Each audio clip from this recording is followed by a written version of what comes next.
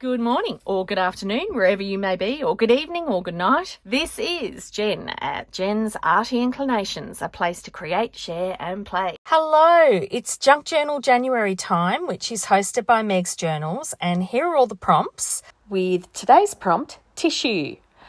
All right, so I had a couple of tall strips of card. They were quite light cardstock, and one had a hole in it. So I punched a hole in the other one, which was slightly smaller, but I quite like that. And I'm using some different tissue today. It's sewing tissue, you know, the pattern paper that you get in sewing paper patterns. So I'm now simply gluing that onto my card, and I encase it between the two cards, and that sort of makes a nice little window, and the tissue is slightly different. So it was just a way to use some different kind of tissue and some different paper. So there you are, I'm just gluing it all together.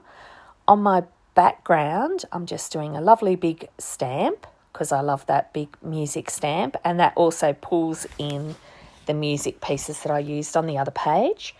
Trimming the long strip down so that all the edges match exactly, and just doing a little tab on the top, and I'm simply going to let this be a little flap over the top. It's a slightly different shape to my other flip outs. So now I'm just gluing it down, and I actually underneath put a little bit more sewing pattern paper, and on the top I had this little ready-made piece, and I stuck that to the top, and I stuck a couple of other ready-made pieces underneath, and they're serving as journal cards. And as I said, I'm trying to use what I have this year. So all I did to these was inked around them and just kind of layered them. And I wanted that mushroom to just be able to peek through that window so that you could see it there subtly. And I held it in place and glued it down while I held one side, and then I glued the other side down while I held that side. You know how sometimes when you're collaging, it's hard to find your places, so you have to kind of collage top down.